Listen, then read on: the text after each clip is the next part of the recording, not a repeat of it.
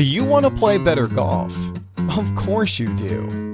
Well, here are 3 easy ways to do it. 1. Open your smartphone and look for the podcast app. 2. Open the podcast app and search Breaking Par with Bernard Sheridan. 3. Subscribe and never miss an episode of great golf instructor interviews from around the world. A new guest every week, like David Ledbetter, Brian Manzella, Dr. Sashal McKenzie, James Siegman, just to name a few. Hear their insight as they deliver their wisdom of the game. Take control of your game. Subscribe today. Your game will thank you for it. Preston, welcome to Breaking Par. Thanks so much for taking the time out to be here today. Good to see you, Bernard. How are you? Great. How about you? Fantastic. That's great to hear. I mean, we're 2 guys doing what we love and just having a ball while we're doing it. It's you know, it's kind of funny. It's almost like it feels like you're not even working. Oh, I love going to work every day. I get mad when the light's red on the way to work. Yeah, because just slowing you up from getting to where you want to be and doing all the stuff that you love to do and helping players. So tell us a little bit about your home base there in New Jersey. I started it back in April as the teaching professional at Matitaconk National Golf Club in Jackson, New Jersey, about an hour and 20 minutes outside Philadelphia and New York City. Great little spot tucked away in the Pine Barrens. Very fortunate to have the opportunity to head back there this season. We're a top 50 private practice facility in the U.S. according to Golf Range Magazine, and very excited to have the opportunity to turn that into a chance to help people get better at golf. That's a wonderful membership. They've been very supportive of me over the last couple of seasons, and here we are offering Aimpoint, Sam Putt Lab, and many other additions here in the near future. So you mentioned Aimpoint. So tell us a little bit about, give us some insight into Aimpoint, because I know that there's a lot of players out there who've heard of Aimpoint. Anybody who watches golf on the Golf Channel or on NBC, they're going to see sometimes information that Aimpoint puts up there about the break of the putt, the line of the putt, and stuff like that. But a lot of players who haven't had the opportunity to actually go to an Aimpoint instructional program like what you offer, they're really not sure, or I guess they're kind of guessing as to what really Aimpoint is about. So give us a little bit of insight on that. Well, Aimpoint's a green reading system that's going to add an element of predictability to a part of the game the players otherwise formerly guessed at. They're going to have the ability to predict the slope that the ball is rolling across, which is the determining factor for how much a putt's going to break. And now using the Aimpoint Express system, you'll see a lot of tour players holding up fingers to read their putts. Something like this may look familiar every now and again. And that's them actually being able to predict a pretty accurate start line for where a ball needs to start in order to break the appropriate amount in order to go in. And that's offering that ability to say, hey, I can take 1 or 2 shots off your round just by reading putts better is a great addition to somebody's arsenal. And I think a lot of players, especially my membership, is seeing the value in that. So the finger thing, and I was actually talking to a gentleman, AB, down there at, so when we were at the Impact Zone Golf School at Chapel Hill, and he was talking about that it originally started with a thumb, and then they were putting thumbs together, and then they came up with the fingers. So give us a little bit of what the significance of the fingers are, because sometimes I see them holding up 2 fingers, sometimes I see them holding up 3 fingers, sometimes it's 4 fingers. So tell us how that correlates with finding the start line of the putt. Yeah, so when a person is standing at roughly the middle portion of their putt, they're associating a number or the amount of slope to the slope they're standing on. They're associating a feeling with that. range anywhere from roughly 1 to 5, and however much that feeling is, they typically hold up that number of fingers. So if somebody's standing on, for example, a 3% slope, and they've started to learn what that feeling is, they'll hold up 3 fingers at a point relative to the cup based on their distance from the hole, and that's going to give them their start line, and it works great from anywhere from 4 feet all the way out to, heck, I mean, I've had great success on putts of 50, 60, 70 feet using this. Sure. So slope, just so we can kind of educate or I guess make everybody understand out there in Par Nation exactly what slope is. Slope is the angle that the green tilts on a golf course. Essentially, slope is built into the green to let water funnel off the green, so it is basically so we don't see any puddles or things like that when they either water the green or when it rains. There's the average slope on all golf courses is somewhere between 1 to 5 degrees of slope. A lot of times players will see that slope from, most of the time I want to say, from front to back of the green. Most greens are sloped towards the fairway, but not always. They're usually never sloped away from the fairway, and that's just the way the architect does that. Also, with slope too, we can see a pretty much consistent average of slope across an entire golf course due to the way the architect builds it. But we can see different degrees of slopes on, let's say, 2-tier greens, things of that nature. And we can see slopes over 6, but if we do, the ball will not stay on the green. So the ball will just roll right off the green. It won't stay there. But if it's up to a 5-degree slope, then it'll kind of hang in there. So the object of the fingers then is, let's say if it's a 3-degree slope, then they're going to use 3 fingers, one finger for every degree of slope, correct? Yeah, one finger for every percent of slope that a person may be standing on. And again, just adding that predictability to something that players have formerly guessed at. Most people rely on their eyes to read greens, but the only thing that's really relevant is the side tilt of the putt and that surface that the ball's rolling across. And we're giving people the opportunity to understand how a putt's breaking, why it's breaking, and in turn, if we can get the ball breaking towards the cup instead of away from it, we're headed in the right direction, and had a lot of success with it. Yeah, I think that the majority of amateurs always do not aim high enough Sure. on the line, that they think that they'll aim more at the cup, or they might look a little bit above the cup. But a lot of times, if you do that little finger type thing, you're going to see that it's significantly higher than what you would normally think of. That's why so many amateur players always leave the ball below the hole, because they're not reading enough slope or enough break into the putt itself.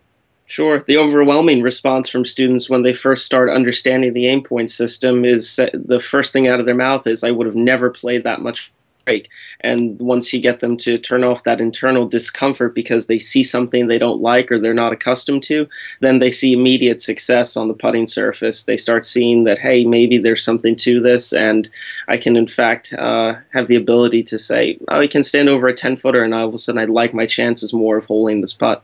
Yeah, well, I think, too, that once they get used to that and then they see the result, a positive result, that reinforces that information, and now they're actually looking a lot higher than they normally did before.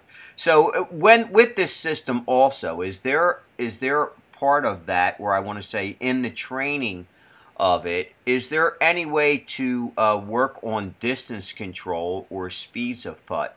In other words, stemp meter and how they can build that in when they're playing. Sure. The players are they're able to determine the speed of the greens. Excuse me for 1 second. My cat is has cracked in, and she's hopping up on the chair. Cats are great at that. My cat does that too. I usually try to get. Look at how cute too. So I usually try to get them. At least my cat. I usually try to get her out of the room when I'm doing anything because I know that, it's funny, but that it's like they want to be on camera. It's really comical. She cracked the door open, and next thing I know, I got a guest here on the interview. All Yeah, right. they're good at that. I mean, they'll actually. Mine even tries to actually.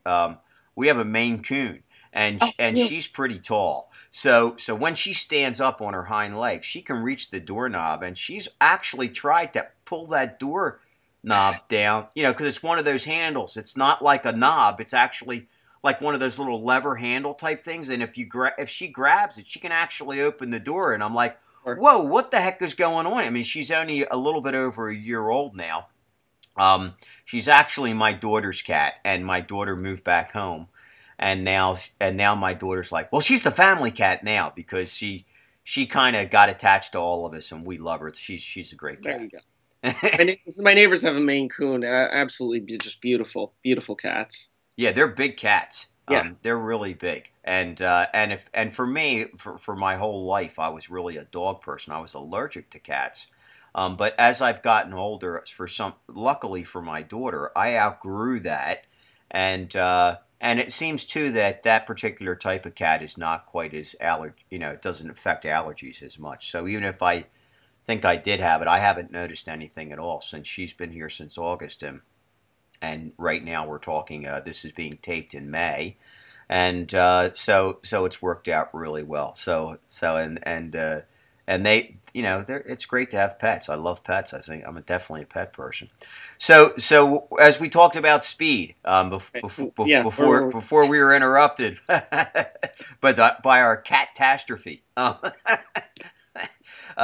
Essentially, there's a way that they can kind of is there a specific thing that they do to start to find a consistency in speed depending upon what the stemp meter is of the green that they're on for that day?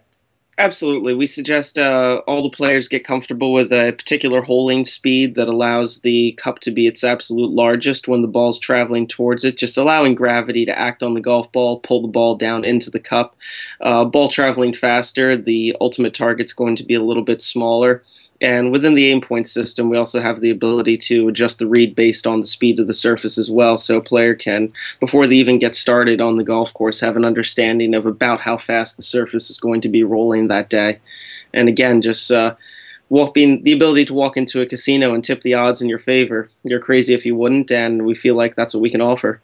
Sure. I mean, I definitely believe that if knowledge is power, and if you have specific things that, like in Aimpoint or I'm Putting Zone certified, a lot of those things are in there too, where there's specific things that once you understand how to gauge speed or how to create your own little stemp meter, your personal stemp meter, and then also understanding the slope and how to read slope.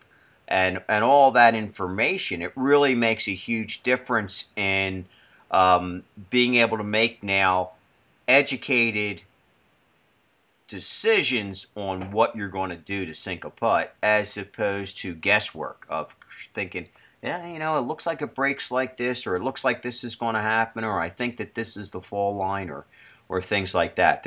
This kind of really brings it all into perspective, where you can make a lot more educated guesses, not really guesses as much anymore. True?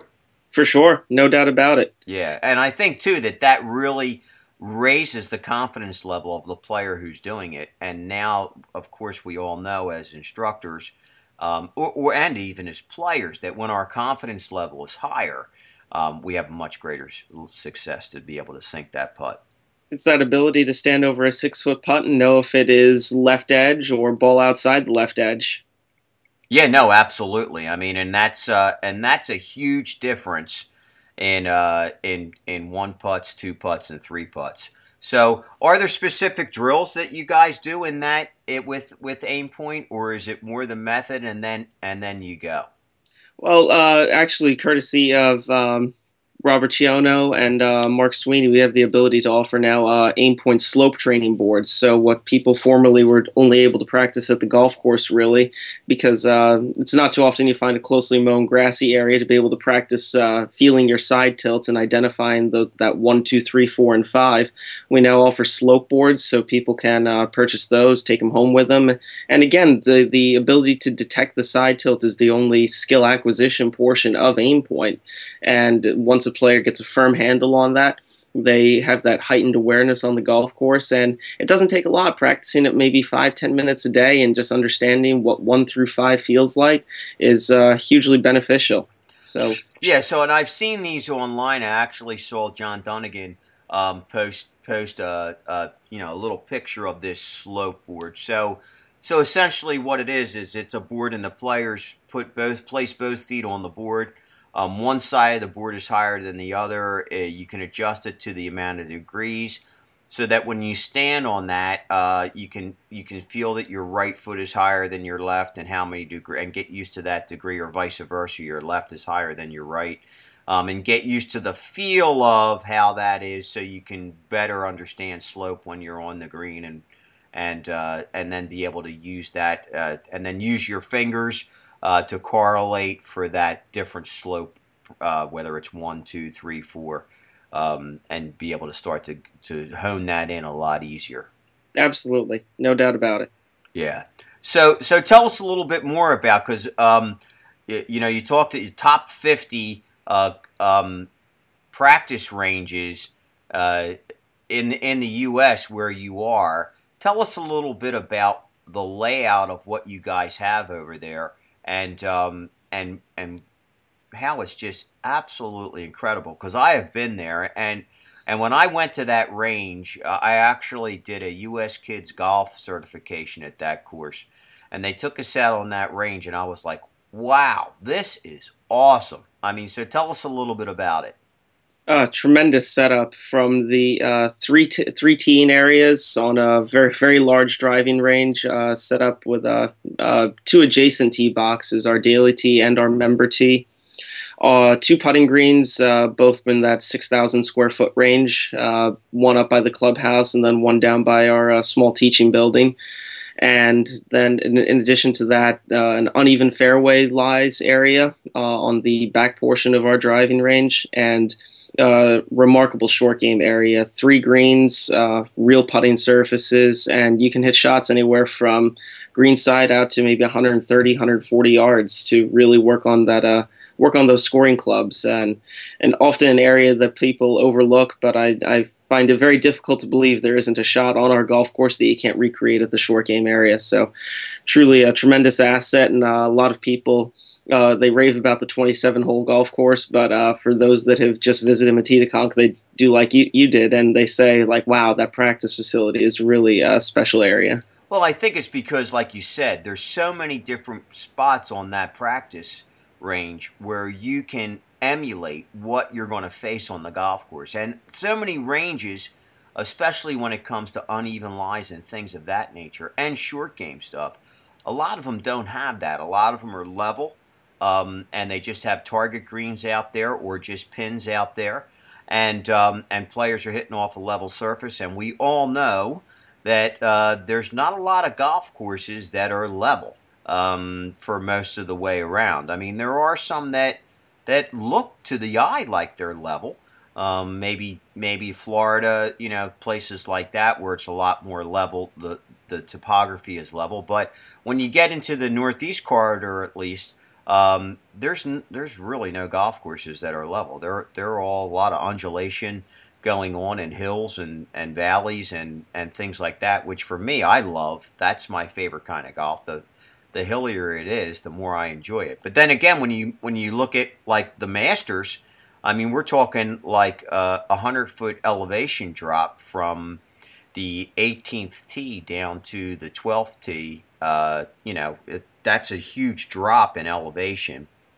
Or I want to say not the tee, the 18th green, to the tee box, down to the 12th green.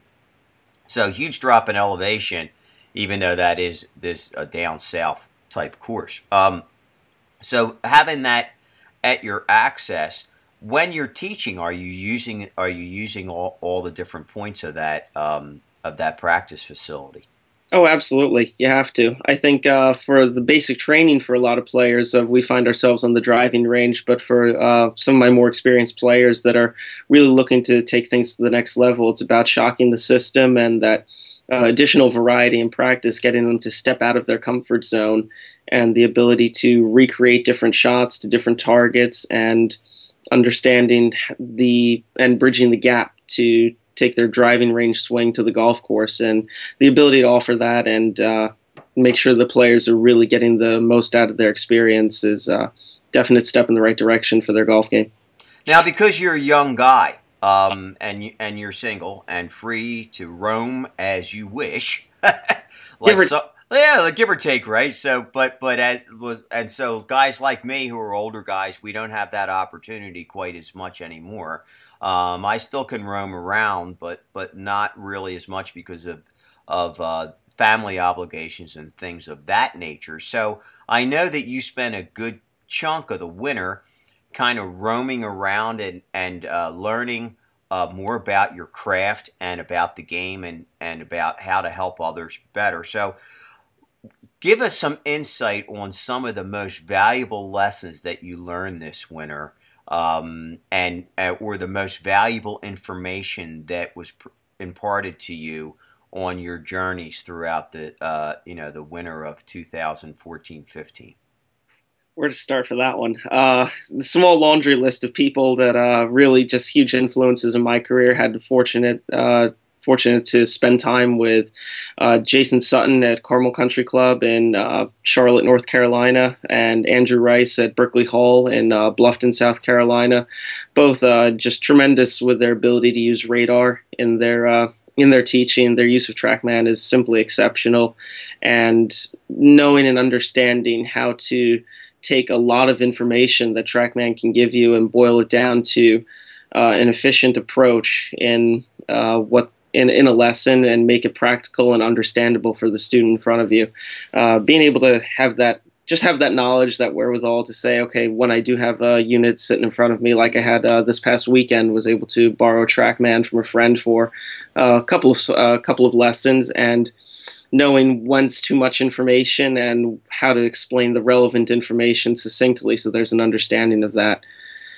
Down in Florida, Dennis Kwan up in Ocala, swing catalyst and being able to measure pressure shifts in a golf swing.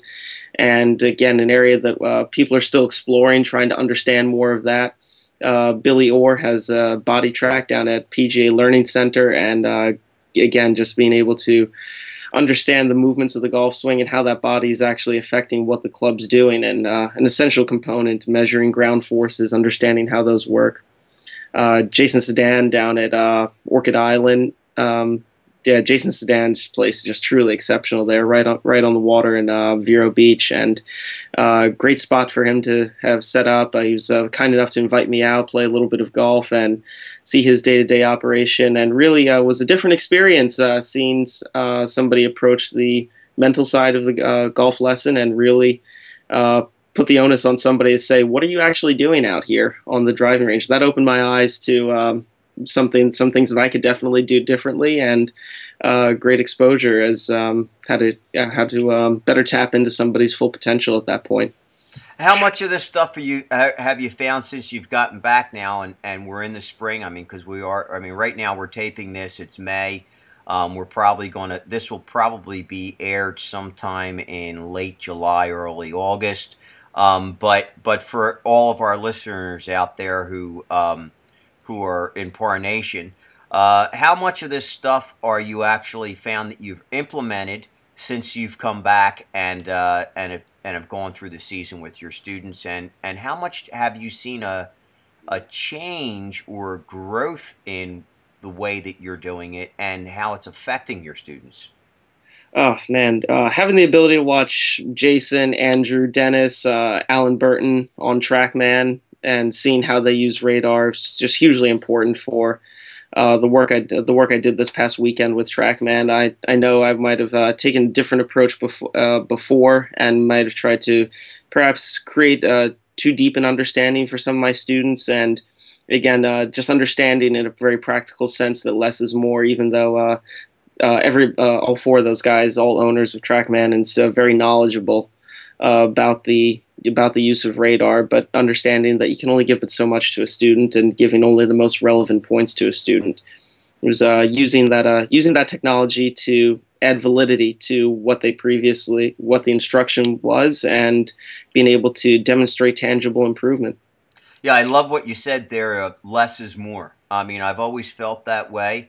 Not just about the golf swing, but about like everything that has to do with life. Is that let's keep things a little bit more simple. Let's not try to overcomplicate things, because then what'll happen is it's kind of frustrating to try to get anything accomplished. But if we keep things a lot more simple, we can do little steps here and there, and then the natural progression will happen, and we'll move on to becoming better at whatever it is that we're trying to do.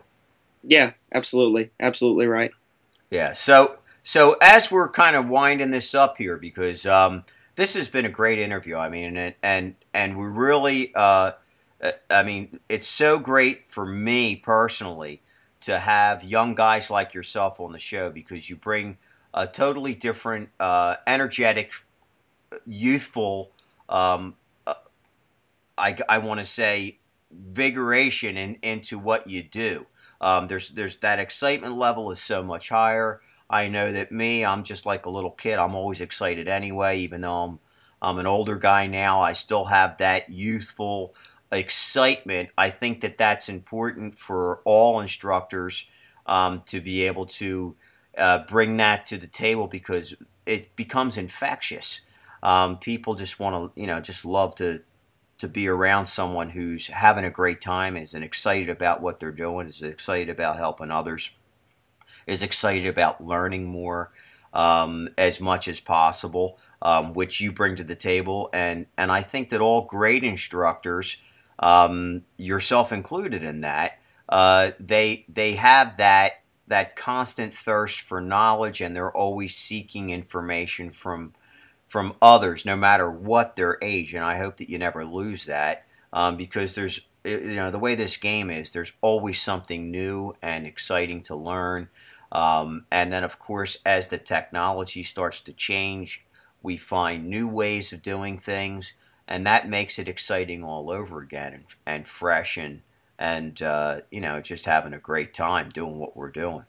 So when players want to come, because as we're winding this up, you're at a private club, but people can come from outside and take lessons from you, correct? Yes, definitely. So they can reach out to me through my website, www.yourpargolf.com. Can also find me on Twitter at pcombs21, and all my contact information is available on my website. Happy to help people out with the Aimpoint green reading. I'm also Sam Putt Lab certified. It's great to know where to hit the putt through Aimpoint, and now Sam Putt Lab has offered me the ability to measure putting strokes and see how we can get that ball started in the right spot more often. And as a 5 Simple Keys director, we can prioritize what's going to be the best approach for a player to start improving their golf swing and hitting better shots the soonest.